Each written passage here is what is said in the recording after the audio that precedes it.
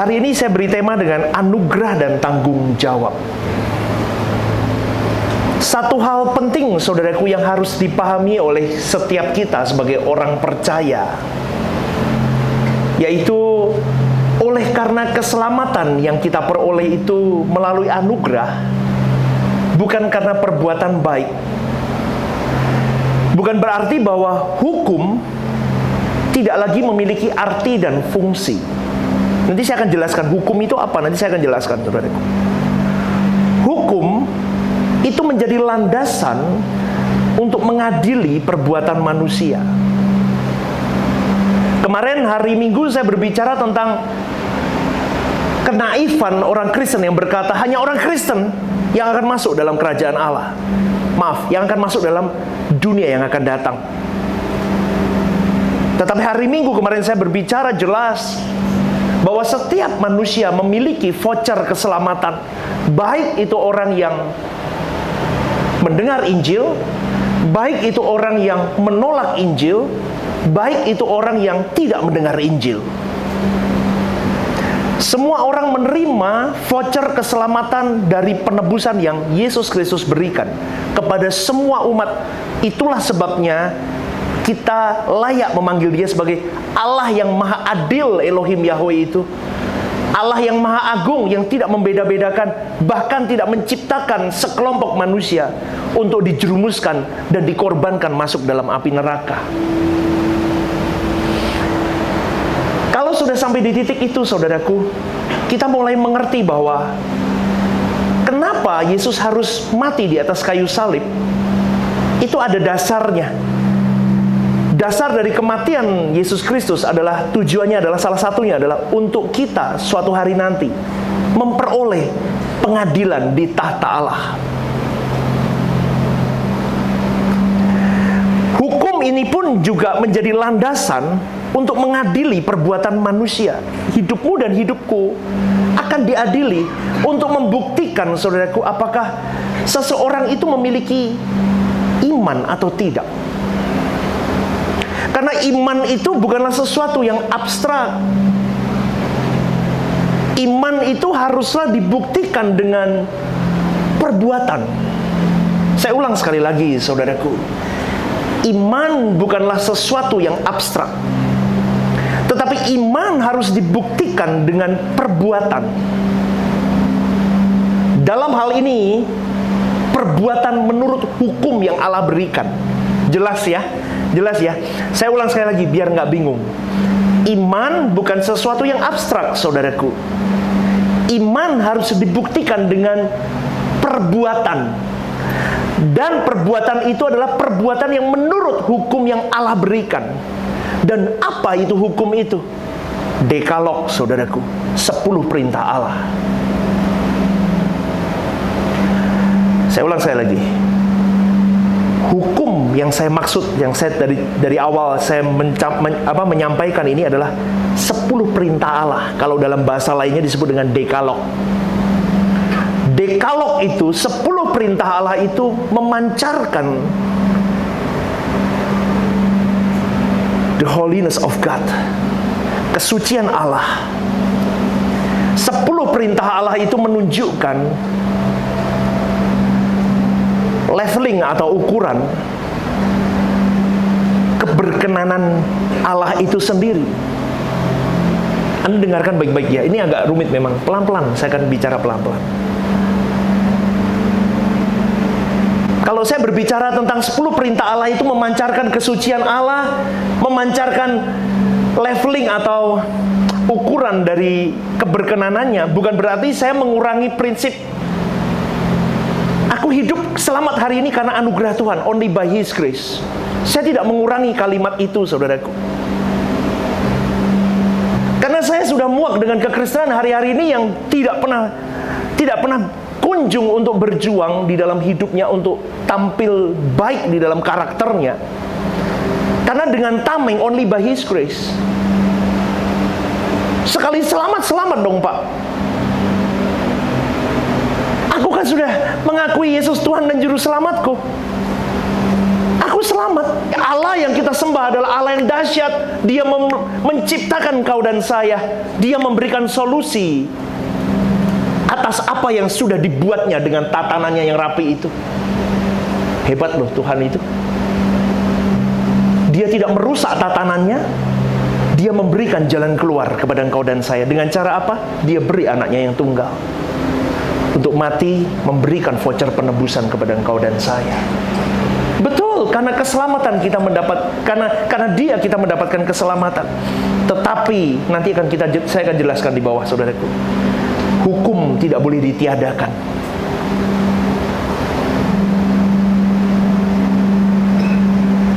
Jelas ya saudaraku? Berkenaan dengan kalimat tadi, saya tidak mengurangi kewibawaan only by His grace. Tapi saya akan jelaskan, perhatikan catatan ini. Ada 2 catatan saudaraku. Yang pertama, dengar baik-baik. Kematian Yesus di kayu salib itu membuka peluang bagi semua manusia untuk masih bisa memiliki pengharapan hidup di dunia yang akan datang. Mereka yang berbuat baik diperkenankan masuk dunia yang akan datang. Melalui apa? Penghakiman dan pengadilan. Kalau Yesus tidak mati di kayu salib, maka tidak ada pengadilan, saudaraku. Dan tanpa pengadilan itu, engkau dan saya meluncur ke neraka, terpisah dari Allah selama-lamanya. Dan itu sebuah kutukan. Seperti hari Minggu kemarin saya ajarkan kata krima di dalam Roma 8 ayat 1. Tidak ada pengadilan sama sekali tanpa kematian Yesus. Tetapi dengan kenyataan hari ini bahwa semua dosa di dunia ini ditanggung oleh Dia, Yesus itu, oleh Tuhan Yesus, maka bisa diadakan pengadilan atau penghakiman itu. Mereka yang diadili dan diperkenankan masuk ke dunia yang akan datang adalah orang-orang yang menjadi, dengar baik-baik, anggota masyarakat. Ini berbeda dengan kau dan saya orang percaya yang akan masuk menjadi anggota keluarga Allah untuk memerintah bersama-sama dengan Tuhan Yesus. Hari Minggu kemarin kan saya ngomong, tuh nanti saya jelaskan tentang masyarakat sama, ya saya ngomong kan, lah ini tak jelasin. Dengerin pelan-pelan saudaraku. Jelas ya. Poin yang kedua, catatan yang kedua, kematian Yesus di kayu salib itu menyediakan keselamatan. Artinya begini saudaraku, dimungkinkannya ada probability manusia bisa kembali kepada rancangan Allah semula segambar dan serupa dengan Dia. Dengan kematiannya, kita masih punya probability untuk kembali ke rancangan Allah semula. Bagi mereka yang percaya kepada karya salib Yesus. Dan syaratnya 2 loh. Percaya kepada karya keselamatan dari salib Kristus. Dan yang kedua, mengikut jejak Yesus. Tetap kita akan dihakimi menurut perbuatan juga. Perbuatan di sini, saudaraku, ini untuk kelompok yang kedua ini adalah perbuatan yang standarnya adalah berkenan di hadapan Bapa atau sempurna seperti Bapa, serupa dengan Yesus. Nangkap gak saudaraku? Kalau belum saya ulang lagi. Nangkap ya? Jadi ada 2. Tadi poin yang pertama, orang yang akan diadili dengan kematian Yesus, berlangsungnya pengadilan, tetapi diadili menurut perbuatannya. Golongan yang kedua adalah golongan orang percaya yang diadili menurut perbuatannya juga, tetapi menurut standar perbuatan itu, karakternya semuanya, standarnya standar sempurna di mata Bapa, serupa seperti Kristus. Oke, jelas ya? Oke, biar nanti nggak bingung. Kalau yang step tadi pertama, jadi anggota masyarakat. Kalau saudaraku memang benar-benar seseorang orang percaya seperti engkau dan saya hari ini, sampai di titik hidup kita memenuhi quality itu, maka engkau dan saya diperkenankan masuk dalam keluarga kerajaan Allah. Kalau berkualitas. Jelas dulu loh, ojo GR loh. Semua orang Kristen, orang percaya masuk loh. Harus jelas dulu. Kalau Anda memenuhi kualitas itu. Jadi dalam hal ini ada dua kelompok besar manusia, saudaraku. Penghakiman yang akan terjadi nanti, ada dua pengadilan jelas. Pertama, kelompok manusia yang dihakimi menurut perbuatannya, menurut hukum yang tertulis. Jangan membunuh, jangan berzina, jangan ada semua 10 hukum perintah Allah, dekalog itu. Itu grup pertama, dihakimi dengan itu semua. Dan nama mereka akan terdapat di dalam kitab kehidupan. Coba Wahyu 20 ayat 15. Wahyu 20 ayat 15. Saya akan bacakan, saudaraku. Dan setiap orang yang tidak ditemukan namanya tertulis di dalam kitab kehidupan itu, ia apa? Dilemparkan kemana? Ke dalam lautan api itu. Jadi orang-orang ini di dalam grup pertama ini akan diperkenankan masuk ke dalam dunia yang akan datang, jadi masyarakat, bukan jadi anggota keluarga kerajaan Allah. Ini paket umum ya, untuk semua manusia yang tidak mendengar Injil, bukan yang menolak Injil. Jelas, saudaraku, beda. Orang yang tidak mendengar Injil dengan orang yang menolak Injil, that's different.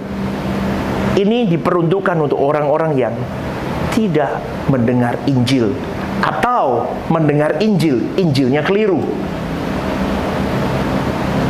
Paham, saudaraku? Injilnya keliru. Makanya jangan suka jadi pengajar. Kalau pengajar tidak mau belajar, nanti ngajarnya keliru. Gawat, saudaraku.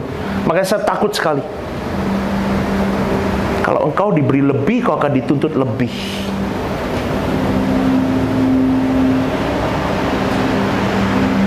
Yang kedua, kelompok yang kedua adalah kelompok yang orang yang akan dihakimi menurut perbuatan berdasarkan tadi itu saya ngomong, kesempurnaan Kristus atau seperti Bapa. Mereka dituntut, garis bawahi kalimat dituntut. Coba tepuk dada kalian, dituntut. Ngomong 1, 2, 3, dituntut. Dituntut untuk apa? Berkarakter seperti Yesus. Dan nama-nama orang ini yang berkualifikasi akan tercatat di dalam kitab kehidupan anak domba. Beda loh. Tadi kitab kehidupan doang. Ini kitab kehidupan anak domba. Loh, ayatnya di mana, Pak? Wahyu 21 ayat 27. Loh, tolong buka dong. Oke. Saya bacakan 1, 2, 3. Tetapi tidak akan masuk ke dalamnya sesuatu yang apa? Najis, atau orang yang melakukan kekejian atau dusta, tetapi hanya mereka yang namanya tertulis di dalam apa? Kehidupan anak domba itu. Saudaraku, mereka inilah yang dimaksud dengan Roma 8 ayat 17 akan memerintah bersama-sama dengan Tuhan Yesus. Lah ini seharusnya kita ini calon-calonnya sebetulnya. Coba Roma 8:17, saudaraku. Ini kita calonnya, saudaraku. Ini kita kelompok kedua ini. Roma 8:17. Dan jika kita adalah anak, dengar baik-baik, maka kita juga adalah apa? Ahli waris. Maksudnya orang-orang yang berhak menerima janji-janji Allah, yang akan menerimanya bersama-sama dengan siapa? Kristus. Yaitu jika kita menderita bersama-sama dengan Dia. supaya kita juga dipermuliakan bersama-sama dengan Dia. Nah, ini penggenapan Roma 8:17 ini, itu adalah calon-calonnya kita, saudaraku. Maka dari itu, hukum dekalog itu, 10 perintah Allah itu disediakan oleh Allah itu sendiri, di mana Dia mengukir dengan tangannya sendiri, saudaraku. Tapi kalau Anda pikir baik-baik, 10 perintah Allah itu diukir Tuhan itu buat apa sebetulnya? Kalau saya coba menelusuri, saudaraku, itu pastinya di zaman dulu dibutuhkan aturan main dalam kehidupan. Betul nggak? Itu kan masih Israel purba kan, di zaman itu. Supaya manusia tidak saling membunuh dan membinasakan, saudaraku. Karena manusia itu bisa berwatak, apa ya? Kita kan punya sinful nature, punya natur dosa yang kalau tidak kita kekang, tidak kita belenggu, tidak kita batasi, kita bisa saling bunuh loh, saudaraku. Kita bisa saling membunuh loh, saudaraku. Karena sinful nature kita. Kita itu bisa seperti binatang buas, saudaraku. Kalau manusia sampai punah sebelum Yesus datang ke dunia, maka itu menjadi masalah besar untuk keselamatan belum bisa dipenuhi oleh Allah. Jadi dalam hal ini, kalau boleh saya telusuri, saudaraku, hukum perintah Allah ini dibuat oleh Tuhan untuk melestarikan kehidupan pada waktu itu. Kemungkinan yang kedua, kenapa hukum itu dibuat oleh Tuhan? Supaya manusia bisa masuk ke dalam langit baru, bumi baru. Jadi sebelum dunia berakhir, hukum 10 perintah Allah ini dibutuhkan dan Tuhan tetap menjaganya. Coba buka Matius 5 ayat 17-19. Yuk kita baca. Ini kuncinya, saudaraku. Matius 5 ayat 17-19. Firman Tuhan berkata begini, janganlah kamu menyangka bahwa aku, Kristus itu, datang untuk meniadakan hukum Taurat atau kitab para nabi.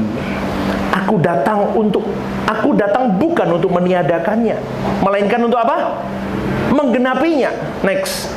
Karena aku berkata kepadamu, sesungguhnya selama belum lenyap langit dan bumi ini, satu iota atau satu titik pun tidak akan ditiadakan dari hukum Taurat sebelum semuanya terjadi.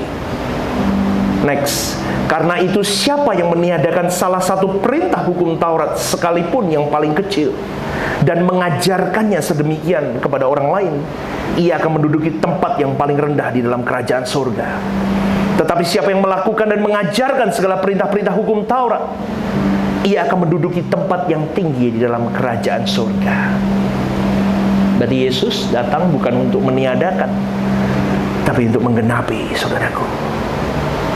Manusia berdosa selama di dunia ini masih bisa dilatih untuk hidup di dalam adab berkarakter baik, saudaraku. Supaya engkau dan saya bisa dipersiapkan masuk ke dalam dunia yang akan datang. Kalau karaktermu dan karakterku tiap hari dikikis, diubah untuk berjuang untuk bisa memiliki kualifikasi masuk ke dalam langit baru, bumi baru. Kalau tidak ada hukum ini, saudaraku, maka semua manusia akan jadi hewan, sehingga tidak ada seorang pun yang dilayakkan masuk ke dalam dunia akan datang. Amin, saudaraku. Nangkap sampai di sini? Amin.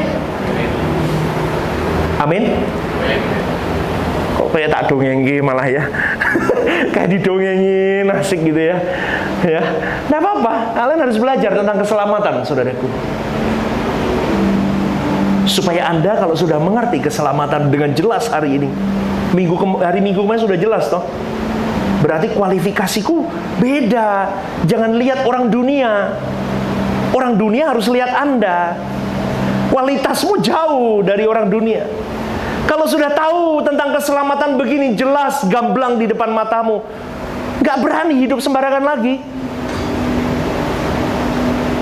Maka dari itu Paulus berkata, kerjakanlah keselamatanmu dengan takut dan gentar. Kenapa? Karena kualifikasi itu di tanganmu sendiri, bukan di tangan Tuhan. Kau mau bagus seperti anak ujian, Mau nilai A, nilai B, nilai C, depends dari anak itu sendiri. Mau berjuang nggak? Kita sama, saudaraku. Kita diberi waktu yang sama, 24 hours, 7 days. Kita mau pakai dengan baik atau tidak? Jadi, berjuang, saudaraku. Oh, masih ada, sebentar lagi ya, kita lanjutkan. Nggak banyak kok, paling 5 menit selesai. Yang penting ringkas, cepat, jelas, gitu aja. Pulang tahu, berubah hidupnya, tambah baik, udah gitu aja. Ya, dengar baik-baik saudaraku. Bagi mereka yang tidak mendengar Injil, saya ulang lagi, atau mendengar Injil salah, sehingga tidak pernah menjadi orang percaya yang benar, yang berkualitas, akan dihakimi menurut perbuatan. Penghakiman itu membuka peluang supaya manusia masih berkesempatan untuk masuk ke langit baru, bumi baru. Maka dengan hal ini, saudaraku, jangan karena prinsip only by His grace, 10 perintah Allah dianggap tidak digunakan lagi atau dibuang. Karena kekristenan hari ini, kalau saya lihat, saudaraku, semakin saya berbuat dosa, semakin berkelimpahan cinta kasih Allah gendeng itu, saudaraku.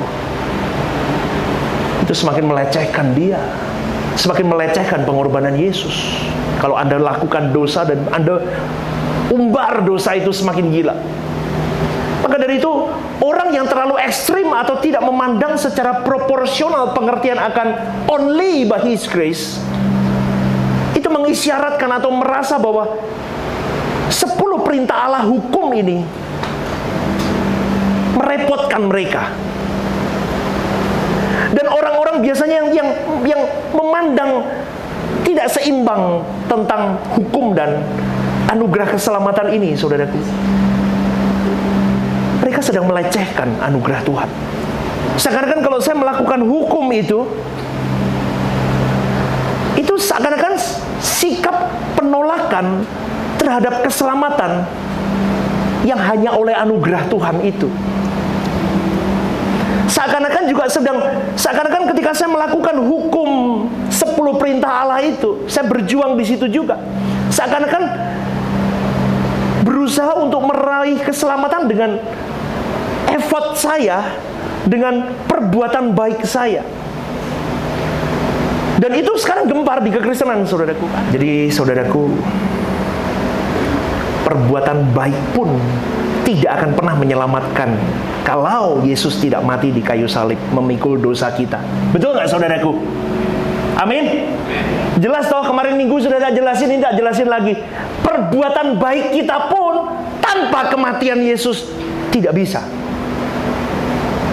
Tetapi kalau seseorang tidak berusaha berbuat baik, tidak berusaha sempurna seperti Bapa, berarti orang itu pun juga tidak menghargai anugerah keselamatan yang sudah Tuhan beri. Betul nggak, saudaraku? Saya ulang sekali lagi, dengar baik-baik, dengar baik-baik. Perbuatan baik pun tidak akan pernah menyelamatkan kalau Tuhan Yesus tidak mati di kayu salib. Tetapi kalau seseorang tidak berjuang, tidak ada effort, tidak ada tindakan, tidak ada usaha untuk berbuat baik, dan tidak ada perjuangan untuk sempurna seperti Bapanya sempurna, mengikuti teladan Yesus Kristus, berarti orang itu, garis bawahi, tidak menghargai anugerah keselamatan yang Tuhan beri. Dalam hal ini, saudaraku, berbuat baik dengan melakukan hukum 10 perintah Allah plus sempurna seperti Bapa, itu adalah respon dan tanggung jawab terhadap anugerah yang Dia beri. Amin. Bingung kan? Nggak bingung? Saya ulang sekali lagi. Dalam hal ini saya mengajarkan begini, saudaraku. Saya konklusi aja deh, conclusionnya dari apa yang saya sampaikan malam hari ini.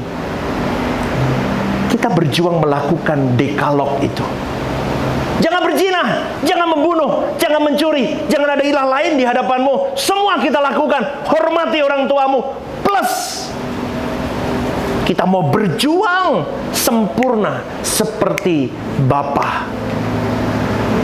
Itu adalah ramuan yang menunjukkan tanggung jawabmu dan tanggung jawabku terhadap anugerah keselamatan yang sudah Dia berikan untuk engkau dan saya. Amin, saudaraku. Amin, saudaraku. Menolak berbuat baik dan menolak untuk hidup sempurna di mata Bapa, berarti engkau dan saya sedang menolak keselamatan yang Tuhan berikan dalam hidupmu dan hidupku. Amin, saudaraku. Berikan tepuk tangan untuk Tuhan kita. Ayo kita bangkit berdiri.